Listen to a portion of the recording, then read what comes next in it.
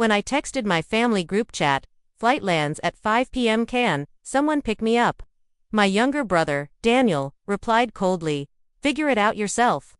You're not really part of this family anymore." That message hit me harder than the jet lag itself. And that's when I decided I wasn't going to beg for their love anymore. I was going to take back my power.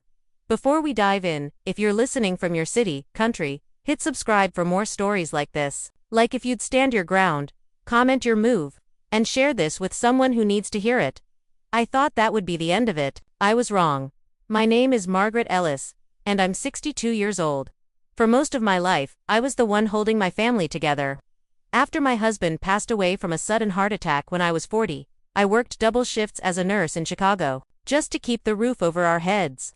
My 2 kids, Daniel, my younger son, and Clara, my daughter, were everything to me. I gave up vacations, luxuries, even basic rest, so they could have a better life. I still remember one winter night, coming home at midnight, my shoes soaked from the snow, carrying bags of groceries. Daniel, barely 12, was on the couch watching TV. Clara had already gone to bed. I dropped the bags on the counter and smiled at him. He didn't even look up. That should have been my first warning that my sacrifices were becoming invisible. But not everything was cold. There were happy moments too. Birthdays at our small dining table, when I'd scraped together just enough to buy a cake and one good gift. The kids would laugh, blow out candles, and for a moment, it felt like family again. Still, cracks kept showing. When Daniel got older, he grew distant, almost entitled. He mocked my long hours, saying, "Why can't you just relax like other moms? Maybe then Dad wouldn't have worked himself to death." His words cut deeper than he knew. Clara, on the other hand, drifted into her own life. Always polite, but never close. Through it all, I held on to the belief that when they grew older, they'd finally see the sacrifices I made. That one day, they'd look back and say, "Mom carried us." But nothing prepared me for the way they'd betray me years later when one simple text revealed just how disposable they thought I was. But nothing prepared me for what happened when my plane finally landed. It was a gray Friday afternoon when my flight touched down at O'Hare Airport in Chicago. The air smelled faintly of jet fuel mixed with wet pavement from the morning rain. I pulled out my phone and sent a simple message into our family group chat. "Flight lands at 5 p.m. Can someone pick me up?" I watched the little checkmark appear, meaning it had been delivered. For a moment, I smiled, expecting at least Daniel, my 35-year-old son, to reply. After all, he lived only 20 minutes away and drove a brand new Lexus that I had helped him finance years earlier. The screen lit up. A reply from Daniel. "We're busy. Just take a cab." No apology, no warmth, just a dismissal, as if I were a stranger intruding on their day. My stomach sank. I typed back, "Daniel, it's late, and the trains aren't running on time. I just need a ride." This time, there was a pause. Then another message came through. "Mom, stop guilt-tripping. You weren't even invited this weekend. Don't make this about you." I froze in the middle of the terminal, the buzz of rolling suitcases and airport chatter fading around me. Invited? To what? My pulse quickened as I scrolled up the chat, realizing Clara had mentioned plans for Saturday. A wedding. My nephew's wedding. My own son and daughter had decided not to include me. The fluorescent lights above seemed to blur, and my chest tightened. The betrayal wasn't just in the words, it was in the indifference. The finality of being cast aside. And in that crowded airport, with strangers rushing past, I realized my own children had just slammed the door on me for good. The cab ride home from the airport was silent, except for the soft hum of traffic and the driver's occasional cough. My suitcase sat beside me, but what weighed heavier was not the luggage, it was the words from my son. "You weren't even invited." They kept echoing, stinging sharper than any blade. When I stepped into my house, the familiar smell of lavender soap hit me, but it gave no comfort this time. I walked straight to my study, pulled out the wooden drawer of my oak desk, and placed my phone face down. Enough begging. Enough waiting for scraps of love. If my children had chosen to humiliate and exclude me, then it was time I reminded them exactly who they were dealing with. I sat in that room, staring at the walls lined with books and framed photos. My children, as toddlers with cake on their faces. Their first graduations, Daniel holding the keys to his first car. Every one of those moments was possible because of my sacrifices. And now, they wanted to treat me as though I were disposable. The first step was clear. secure what was mine. I called my longtime lawyer, Richard Hale, age 62, a sharp, calm man, with silver hair and a reputation for never losing a case. Richard had been with me for decades, handling everything from my husband's estate to the purchase of the small apartment building that still generated steady rent checks each month. When I explained what had happened, Richard was quiet for a moment. Then he said in his measured tone, "Margaret, it's time we update everything. They need to know actions have consequences." That was all I needed to hear. Within days, Richard and I went over every asset, the house I lived in, the rental properties, the investments, even the bank accounts that I had once promised would go to Daniel and Clara. With steady hands, Richard drafted new documents. My beneficiaries were no longer my ungrateful children. Instead, part of my estate would go to my granddaughter Emily, age 12, who had always shown me more warmth than her parents combined, and part to a scholarship fund for underprivileged students. Signing those papers felt like a shift inside me, like a curtain falling, marking the end of one act and the beginning of another. The second step was cutting access. I froze the credit card Daniel had been borrowing from me for years, the one he swore was just for emergencies. I called the bank and shut down the joint account Clara occasionally dipped into when she claimed daycare costs were too high. I even changed the locks on my house, a task that felt both symbolic and final. The metallic click of the new locks sliding into place was like a wall rising between us, but the third and most important step was building my defense. Betrayal rarely ends quietly. Richard prepared me. They'll push back, Margaret. People like this don't walk away easily. Be ready. So, I gathered symbols of truth. The old receipts where I'd paid for Daniel's down payment. The stack of letters showing I covered Clara's medical bills during her pregnancy. Even the faded photographs of me standing proudly at their milestones. Every piece was proof. Proof of love, of sacrifice, and now, of betrayal. For the first time in weeks, I slept deeply. The grief was still there, but it had transformed into something sharper. A cold, deliberate focus. I wasn't their victim anymore. I was becoming their reckoning. And yet, as I sealed the updated documents into a manila envelope, I couldn't shake the certainty that they wouldn't accept this quietly. They had shut me out of a wedding, but soon they would realize they had also shut themselves out of my life and everything I had built. The storm came quicker than I expected. 2 days after the locks were changed, my phone buzzed with a call from Daniel. I let it ring. Then Clara, then both, over and over, like a tag team of desperation. Finally, I picked up, not out of kindness, but curiosity. "Mom," Daniel's voice cracked, deliberately softened, the way he used to beg for candy when he was a boy. "This isn't you. You're overreacting." Clara didn't mean anything. At the wedding, we just thought it would be easier without complications.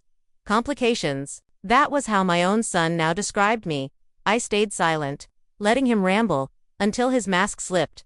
"And about the mortgage payment? It's due Friday. You don't want us on the street, do you?" There it was, not love, not apology, a demand wrapped in guilt. My jaw clenched as I stared at the new brass keys sitting on my desk. They weren't calling because they cared. They were calling because the money was gone. The next morning, Clara herself arrived. I saw her slim silhouette through the frosted glass window of my front door. She wore a tailored blazer, and in her hands were flowers too bright, too perfect. The kind you buy at the last minute to stage sincerity. "Mom," she said when I opened the door a crack, "we need to talk. Please. I was wrong. I should have invited you, but let's not fight. Family is more important than papers and signatures, right?" Her eyes darted to the envelope on the table behind me, the one holding my new will. She wasn't here for forgiveness. She was here for access. "I can't talk right now," I said, shutting the door before her smile could slip again. The flowers landed on the porch, petals scattering like false promises. By that evening, the real battle began. Daniel and Clara arranged a family meeting at my niece's house. I knew better than to attend, but Richard, my lawyer, insisted we go. "They'll try to corner you publicly. Better they see you're not afraid." The living room was crowded, siblings, cousins, even Emily sitting nervously in the corner. Daniel stood in the middle, voice raised like a preacher at a pulpit. "She's being manipulated," he declared, glaring at Richard. "Our mother doesn't know what she's signing. She's cutting off her own children." Clara chimed in, her voice trembling with rehearsed emotion. "We've always cared for her. Always. And now, suddenly, strangers in the room murmured. The tension was thick, the air hot despite the winter outside. I sat in the armchair, my back straight, fingers tapping the armrest slowly, deliberately. Finally, I spoke. Blood is not thicker than betrayal. Gasps broke the silence. Daniel's face flushed crimson, his rehearsed speech faltering. He had expected me to crumble, to be embarrassed. Instead, I had turned their stage into their spotlight of shame. They thought they were cornering me. But really, they were exposing themselves in front of everyone who mattered. When the meeting ended, whispers followed them out. Emily came to me quietly, slipping her small hand into mine. "Grandma," she whispered, "I'm glad you stood up for yourself." And, at that moment, I realized I wasn't just fighting for me anymore. I was teaching the next generation how to see through lies. But Daniel and Clara weren't done. I could see it in their eyes as they left. Their smiles had vanished, but something darker replaced it. They had played nice, I thought, watching their car pull away, but the real fight was only just beginning. The final confrontation didn't happen in whispers or behind closed doors. It happened under the bright fluorescent lights of a courtroom. The last place Daniel and Clara wanted their greed exposed. Snowflakes clung to my coat as Richard, my lawyer, guided me through the courthouse doors. My heart thumped steadily, not with fear, but with focus. In my bag rested the thick folder of documents, deeds, transfers, bank statements, all the weapons I needed. A heavy brass key dangled from the zipper, a reminder that my home, my sanctuary, was now beyond their reach. Daniel and Clara were already inside, dressed as though they were auditioning for sainthood. Clara wore pearls, her hair pinned neatly, her lips painted the perfect shade of soft pink. Daniel's suit was freshly pressed, but the crease between his brows betrayed his panic. When the judge called the case, Clara leaned toward me with a sugary smile. "Mom, this is just formalities. If you admit you were pressured, we can all walk out as a family." I met her gaze, unflinching. A family doesn't lock its mother out at her own son's wedding. The judge raised an eyebrow, signaling for silence. Richard stood, papers in hand. "Your Honor, the petitioners claim my client is incapable of managing her own assets. We intend to prove otherwise." And prove it, he did. One by one, Richard revealed receipts of money transferred to Daniel over the years. Checks marked mortgage payment, car loan, medical bills. Documents showed Clara's name on luxury purchases, funded by accounts I had quietly closed. With every page displayed, the courtroom grew heavier, the whispers louder. Clara's smile cracked. Daniel shifted in his seat, his palms sweaty against the polished table. "Mrs. Harper," the judge finally asked, "do you feel coerced into your recent financial decisions?" I stood slowly, letting the weight of silence fill the room before I spoke. My voice carried across the courtroom, steady and clear. "Coerced? No. Liberated. For years, I paid their bills, their debts, their luxuries, but the day my son barred me from his wedding was the day I realized I wasn't a mother in their eyes. I was a bank." Gasps filled the gallery. Even the stenographer paused for a heartbeat before resuming. Clara, desperate, shot up from her chair. "That's not true. She doesn't understand what she's doing. She's confused." Her words backfired. The judge frowned. Richard handed over the final document, my updated will and trust. Witness signatures gleamed across the bottom. Every asset was locked away, safe, untouchable by their hands. The judge's gavel struck. "Case dismissed.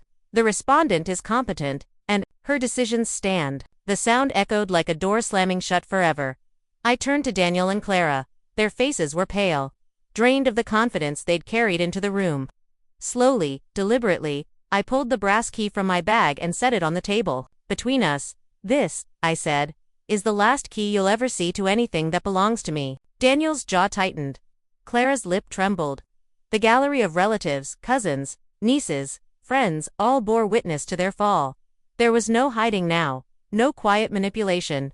Their humiliation was carved into memory, permanent. For the first time in years, I wasn't the one walking away in shame. They were. As the bailiff called for the next case, Richard touched my shoulder gently. "It's over." But for me, it wasn't just over. It was freedom. I gathered my folder, straightened my coat, and walked toward the doors, the light from the hallway spilling in like a sunrise. Behind me, Clara's voice broke, frantic. "Daniel, do something." But there was nothing left to do. They had tried to bury me in the dark. Instead, I walked out into the light, leaving them there, with nothing. 3 months later, the air in my home felt different, lighter, freer. The brass key that once symbolized control now sat framed in my study, not as a reminder of pain, but of victory. My mornings were quiet, filled with the smell of fresh coffee and the soft rustle of newspapers I could finally read without worry gnawing at me. For the first time in years, I wasn't sending checks, transferring money, or answering desperate calls about overdue bills. I was simply living. Daniel and Clara, however, were living a very different reality. Word had spread quickly in the family after the courtroom humiliation. Cousins who once admired them began whispering about their greed. Friends who used to gather at their house stopped coming all together when they realized the pool, the cars, the perfect lifestyle had all been built on my sacrifices. I heard through a neighbor that Daniel had lost his job shortly after. His boss, unimpressed by the scandal, decided he wasn't trustworthy enough for management. Clara, who loved nothing more than flaunting her pearls and handbags, was spotted in the grocery store arguing with a cashier over expired coupons. It wasn't revenge. I had craved it, was truth. And truth had finally settled on them like a heavy shadow, stripping away their carefully crafted facade. Meanwhile, my own life blossomed in ways I hadn't expected. With Richard's help, I had redirected funds into a scholarship program in my late husband's name, something Daniel once mocked me for considering. Now, every time I got a letter from a student thanking me for their chance at college, I felt a pride far deeper than any luxury item could bring. And then there was Emily, my granddaughter, Daniel's daughter from his first marriage. She had watched the courtroom collapse unfold, quiet but observant. Weeks later, she knocked on my door, her eyes nervous but determined. "Grandma," she said softly, clutching an old photo of me holding her as a baby, "I'm sorry for how Dad treated you. I don't want to lose you too." I hugged her, tighter than I thought my arms could manage. "You won't," I promised. That day, we cooked dinner together, laughter filling the kitchen, the smell of garlic and butter chasing away years of sorrow. Emily became the ally I hadn't known I needed, proof that the next generation still held hope. From ashes of betrayal, something new had begun to grow, something pure. One evening, as the sun dipped low and painted the sky with streaks of gold, I stood on my porch, watching children ride their bikes down the quiet street. My neighbor waved, Richard called to confirm the scholarship program's next recipients, and Emily sat inside, her laughter spilling through the open window. And then my phone buzzed. "Clara, 30 missed calls." I didn't answer. For the first time in years. I didn't even feel tempted to. I realized then, I had spent too long trying to buy loyalty, trying to pay my way into love. But real love cannot be purchased. It stands with you even when you have nothing to give but yourself. They had chased after money. I had chosen peace. And peace, I discovered, is priceless. As the last of the daylight melted into twilight, I closed my eyes and breathed deeply. No fear, no guilt, just freedom. I whispered a vow into the cooling air, almost to myself but loud enough to feel real. Never again will I let anyone mistake my kindness for weakness. And with that, I turned back into my home, the door clicking shut behind me. The house wasn't just a structure of bricks and wood anymore. It was a fortress, a sanctuary, a symbol of survival. If you enjoyed this story, don't forget to subscribe, like, and share it. In the comments, tell me what topic you want the next story on and rate this one out of 10 before you go.